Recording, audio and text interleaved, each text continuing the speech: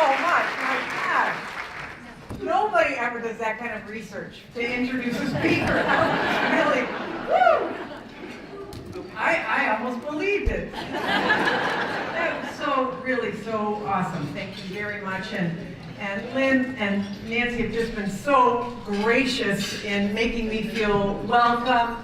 And Debbie, my God, what a great responsibility you are taking on, all of these women and men too. Thank you to the male allies who are here for running for office. So exciting. So Nancy and I met when I came for an event for Colin Allred, who was one of my students at Berkeley. So I get to claim credit for it. So I met her at the campaign headquarters, and I had composed a stupid little funny ode for Colin, and she asked that I sort of reprise it but freshen it. So I'm doing that just as an icebreaker. With deep apologies, this is sort of my get to know you. It's an ode to Texas and Michigan and wow, and with deep apologies to Dr. Seuss. Right? Totally lame but fun. Are you ready? Okay. Hey, by the way, I met about 30 people in line who have a connection to Michigan. Were you Michiganders who are, raise your hand if you have a connection to Michigan. Look at this! Look at this! Awesome. So you'll appreciate this. You ready? Okay. Michigan and Texas may seem worlds apart, us from the north, the south is your heart, but upon closer look, for what it's worth, you might think we were separated at birth. Both states with an international border. Granted, we wish that our winters were shorter. Weird. Our Canadian border's busiest in the nation, but there's no talk of walls there to stop immigration.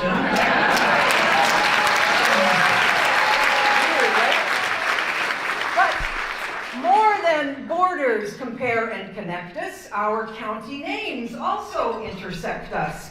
We have Calhoun and Cass counties, and so do you. You've got Midland and Allen cities. We've got them too! Of course, we also have towns named Hell and Bad Axe. Or tell folks for fun you're going to Climax, Michigan. But in politics, our similarities now end, because in November, D's won in Michigan.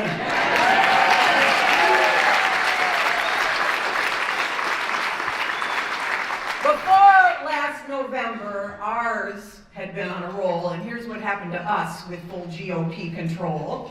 They wouldn't fund infrastructure despite people's gripes, no new roads or bridges or underground pipes. They lead poisoned children in the city of Flint. They slashed the reach of labor's footprint. No funding to retrain our jobless folks. They said climate change is all a hoax. They passed laws making it harder to vote while trickle-down theory got jammed down our throat. They made massive cuts to the business tax while funding for healthcare went under the axe. Closing down clinics and voter ID, that's what we got with our GOP. And if any of that sounds familiar to you, maybe it's time to turn Texas blue too. Wait,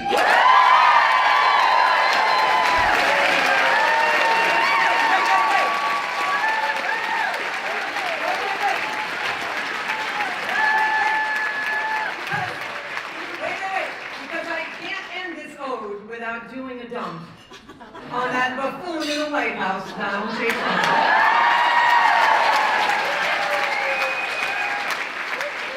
So far, he's told 8,600 lies. Like last week about his El Paso crowd size. Building huge walls are part of his plans.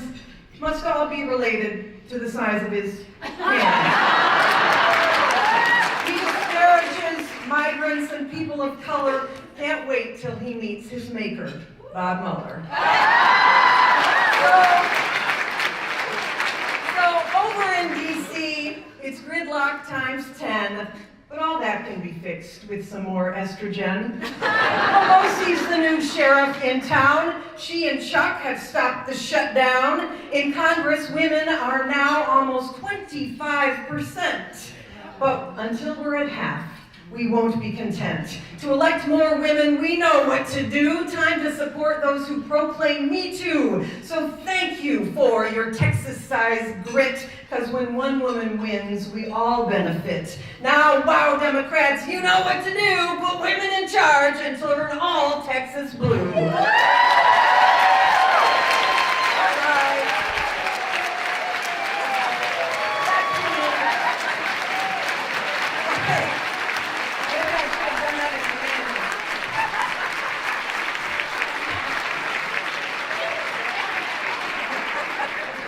So funny.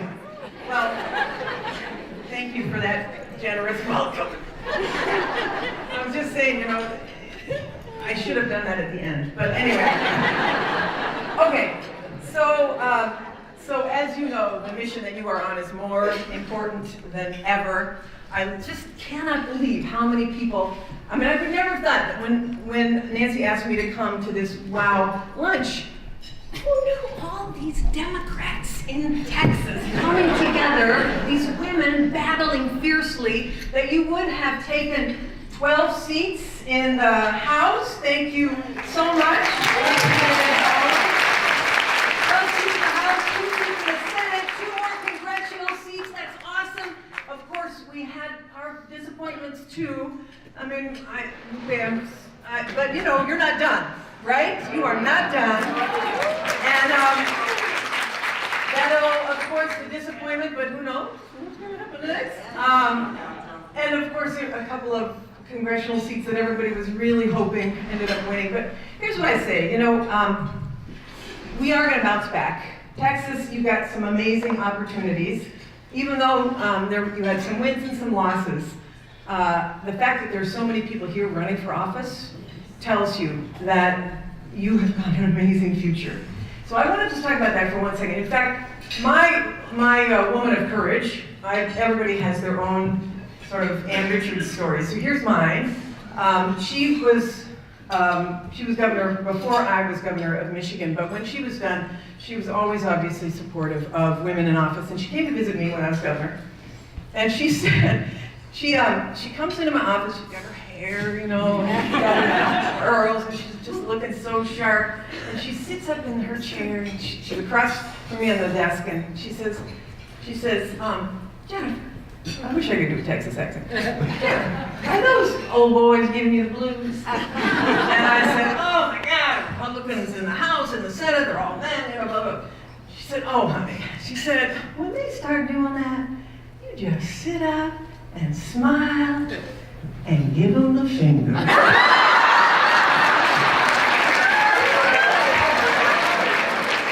Always good advice.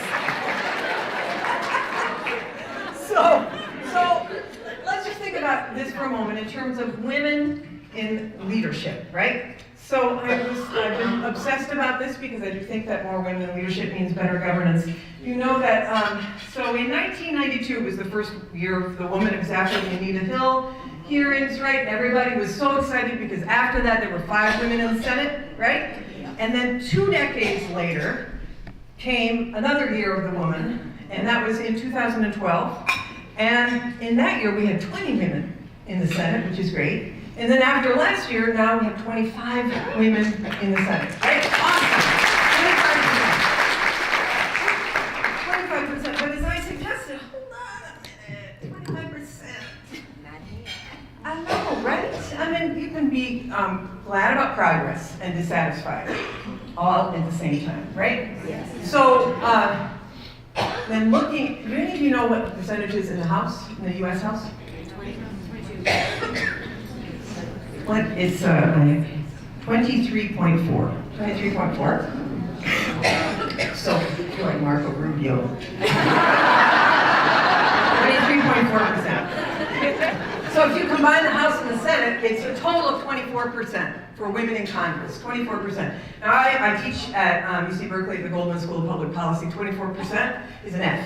It's an F. Any way you look at it. So we got work to do. We are not satisfied that only 5% of the Fortune 500 companies have a woman as CEO. I'm not satisfied with that. You shouldn't be satisfied. I'm not satisfied satisfied with the fact that only 18% of governors are women. 18%. Now we have 9. That was up from 5 last year. That's great. But 9 was the same as when I was in office. 18%. We got work to do. We have work to do. And you know, we're not really greedy. I'm not saying, you know, I'm not saying that we want to have 82% women and 18% men. How unfair would that be? It's so unfair. I can imagine. All right, last bit of data. State legislatures. Do you know what the percentage of women in your state legislature is? I'm not going to put you on the spot. I'll look at it. Anybody know? 18. Oh, it's more than 18. You got, that's good news. 22. No. But you can throw it out a number, I'll tell you what it is. It's close to what it is in Congress, 23.8%. But the average of all states is 28%. You are in the bottom third. The bottom third of states. So you know, here's 2 bits of hopeful news. And I love this stat. So, and some of you who are Emily's List folks, you know this too, but it's just worth saying anytime you can. So, 2 cycles ago, Emily's List was helping about 900 women get elected. Great. Last cycle, because of what was happening in Washington and Donald Trump, you know how many women they were helping? 42,000!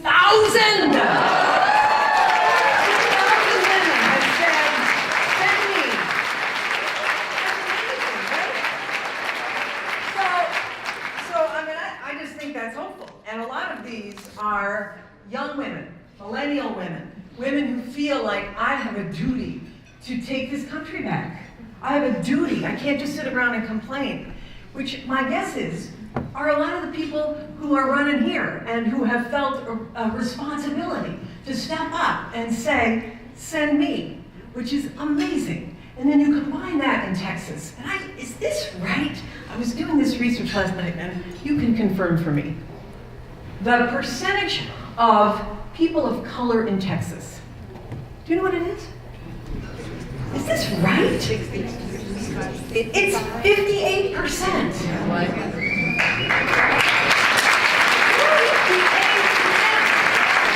And do you know what the percentage of vote goes to the Democrats among people of color? Well, it's not, it's all people of color, 68%. So here is what this is so clear to me, that your job has to be to register and get people of color in particular to the polls, right? Register people who are eligible, obviously, to get to the polls. So if I would say to Democrats that if I had $1 to spend, and I had to choose to spend it on mobilization, which is getting people to polls, or persuasion, which is TV ads, I put it on mobilization every time. Mobilization. So Texas is going to be blue in 2020, right? Mobilize.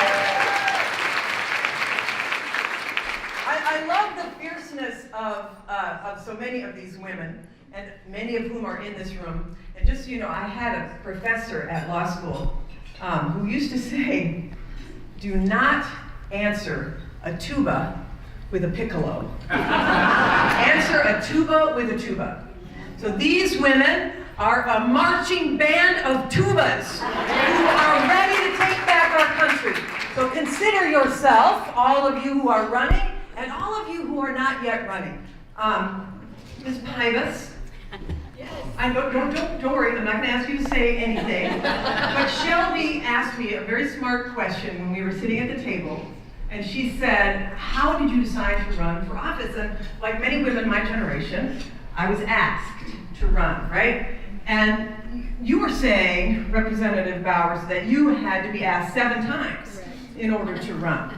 So this is what I would say to everybody in this room. Consider yourself asked to run for office when it's right for you. Now, I get asked a lot, and this is, you guys are a pack, right? So you are involved in selecting, because it's not just any woman, right? You have to pick the right candidates. Not everybody's going to be the right one. So, Here's how I look at it. So I had, and so much of this is from my experience in Michigan. Thank you for sharing a bit of that. I have, when you're governor, you have a body guy or a body woman, a body person who brings you the book and makes sure you're in. My guy was named Jerome Marks. And Jerome, he would make sure that the schedule had on it extra time, so that when I came into an event like this, that I would be brought through the kitchen and meet the wait staff, and meet the janitor, and meet the security guard, and the people who are not normally seen.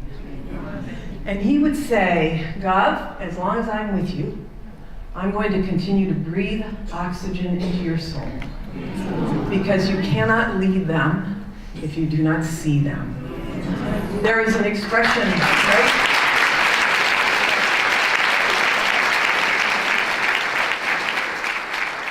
There's an expression from South Africa. It is a greeting. And the greeting is Sawubona, which means, I see you. And the response is Sikona, which means, I am here.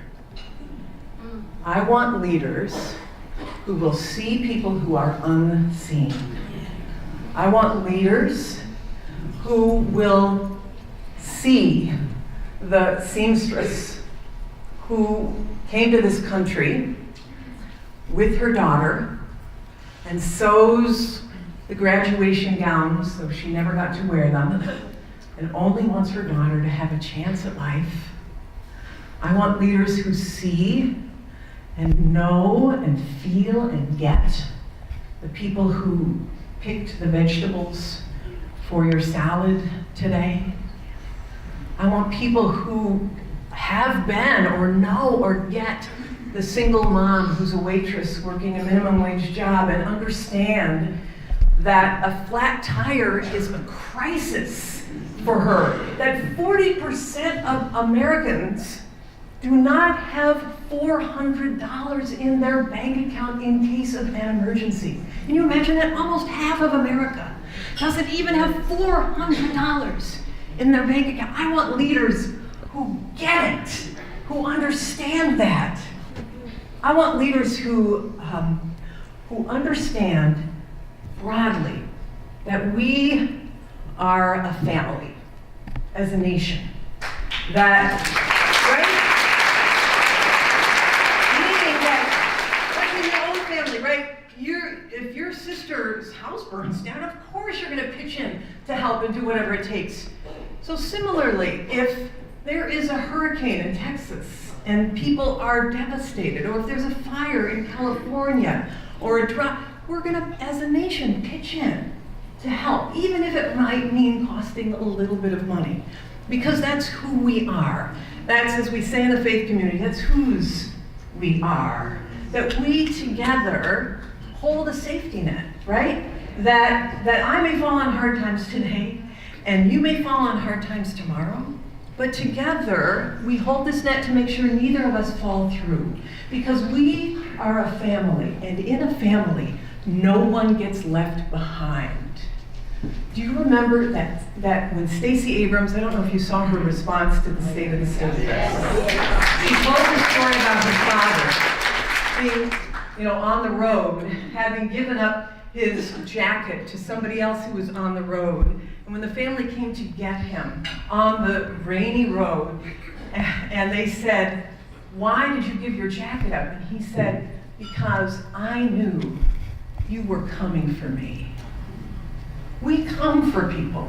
But unfortunately, because we're in this ridiculously, hugely divided country now, and you guys see this in Texas better than anybody, it's as though we're not in the same boat. We're in two different boats. There's a Democratic boat and there's a Republican boat. And in that Republican boat, we're all going to the same shore. We're all going to the promised land. But in the Republican boat, they might not allow little Maria on the boat because she doesn't have the right papers. Or they might not allow Brother Mark on because he lost his job and he can't afford the fare. Or they might let Sister Lisa on because she's disabled and she can't row. We believe, they might get to the shore faster that way, but we believe we are stronger if we arrive with the whole family intact. We are a family. And that's what I look for. I want people who understand that nobody gets left behind. And so when students come and say, give me some advice, I don't have any name recognition, I like to say, it's not about how much name identification you have. It's whether you can identify with people, with real people who may have told you their stories and you take those stories with you. It's not about how much funding you have, how many, donations you have. It's about how many hands of parents have you held at funerals of children who've been killed by gun violence, or families of how many hugs have you given to the parents of a soldier who may have died? How many ladles of soup have you offered at a homeless shelter? How many poor children have you mentored? Those are the things that make a great human being and a great candidate. Those, I don't care whether you can read a good speech. I care if you can deliver it with authenticity, because you have really felt and seen and got it and understood where people are coming from. It's, there is I do a lot of reading, like many of you, and there's a great book if you haven't read it yet. It's called The Leadership Challenge. It's by Kouzes and Posner, Jim Kouzes, and it's got a quote in it for anybody who evaluates leadership and is trying to decide who to support. And it goes like this quote: name any great leader, athlete, activist, performer, citizen. Chances are that the crucible of their crowning achievement was some distressing crisis, some wrenching change, some tragic misfortune, or some risky venture. Only challenge produces the opportunity for greatness. Only challenge can sear your soul. I want leaders whose souls have been seared by some kind of challenge. I'm going to share with you just what I would consider a soul-searing challenge for me, but everybody has their own story, right? So Nancy was so gracious in describing what conditions were like in Michigan, and when I was first elected, they told us that because we were just coming out of a national recession. George Bush was the president, and in Michigan, because we manufacture so much, they say that when Michigan catches a cold, when the nation catches a cold, Michigan catches pneumonia. Many of you from Michigan are familiar with that, because people don't buy products that are manufactured. You have pent-up demand, but when the recession is over, there's all sorts of demand for cars, and so we do really well. And so my time as governor, when I first got there, people were saying, this is a great time to be governor, because after your first year, the factories will be on again, and you'll be able to take credit for all those job creation. I'm like, great. At the end of my first year, I get a call from the head of the Michigan Economic Development Corporation, which is the entity that brings business to Michigan and keeps businesses in Michigan. And the president says, "God, we got a problem. There is a big factory in a little tiny town in Michigan. The town was named Greenville. The factory was an Electrolux refrigerator factory. He says that factory is about to go to Mexico." And I'm like, I'm the new governor. There is no way. How many people work in that factory? 3,000. How big is the town? 8,000. It's a one-company town, essentially. So I said, well, there is no way. We're going to bring the cabinet to Greenville, and we will make Electrolux an offer they can't refuse. So, not like a Chris Christie offer, but we're gonna offer them tax incentives, we're gonna offer them whatever we can. So we get to Greenville, and honestly, the Greenville City Hall is about the size of like 2 of these squares. But everybody who was anybody in Greenville was there. The mayor, the head of the city council, the head of the UAW who represented the workers, the head of the community college, everybody was there. And so we said, well, what can you put on the table? What can you put on the table? What can you put on? So essentially we made, if you're a poker player, we made a pile of chips, and we slid our pile across the table to the management of Electrolux. It's a metaphor. Inside the pile were things like 0 taxes, state and local, for 20 years. and we'd help to build them a new factory. And the UAW was offering so much in concessions, they didn't want anyone to know how much they were willing to sacrifice to keep these jobs. They were going to retrain everybody. It was a huge stack of incentives. Electrolux, the management, they take this list of incentives and they go outside the room for 17 minutes. And they come back in and they say, wow, this is the most generous any community has ever been to try to keep jobs. But there's nothing you can do to compensate for the fact that we can pay $1.57 an hour in Juarez, Mexico. And so they left. And when they left Greenville, Michigan, it was like a nuclear bomb went off. And the workers had a gathering the month that the last refrigerator came off the assembly line. And the gathering was called the Last Supper. It was like a huge community wake. It was at Clackle's Orchard Pavilion. I was not invited, but I went because I couldn't believe it. I felt responsible. And I go into the pavilion, it's an indoor pavilion, and there's all these people sitting around 8 top tables like this, eating out of box lunches. There's a sad band, a band playing sad music, a sad band. And I go up to the first table, and this guy who's wearing a baseball cap on, and he's got tattoos, and he stands up and he says, "Governor!" And I go up to him and he says, "I want you to meet my daughters." And he pulls his 2 young teenage daughters next to him. He says, "I want you to know that I have worked at this factory for 30 years. I'm 48 years old. I went from high school to factory," he said. "My father worked at this factory. My grandfather worked at this factory. All I know," he said, "is how to make refrigerators." And then he puts his hand on his chest like this. "So, Gov, tell me, who is ever gonna hire me? Who's ever gonna hire me?" And that question was asked by everybody in Clackle's Orchard Pavilion that day. And it's been asked by everybody who's worked at one of the 62,000 factories that have shut down since the year 2000 to now. That experience seared my soul. I'm completely obsessed with how we create good paying jobs in America in an era of both globalization and automation. That is what drives me, that's what I teach, that's what I'm obsessed with. My whole point in telling you this is that you want candidates who are moved authentically by an issue that has moved their, that is with her. Nancy Pelosi describes going to visit a bishop's office in South Africa. And on the wall of the bishop's office was this prayer: "When at last I stand before the face of God, God will say to me, 'Show me your wounds.' And if I have no wounds, God will ask, 'Was there nothing worth fighting for?'" At the end of the day, may we all bear the scars from wounds we have earned on behalf of fighting for other people. Right?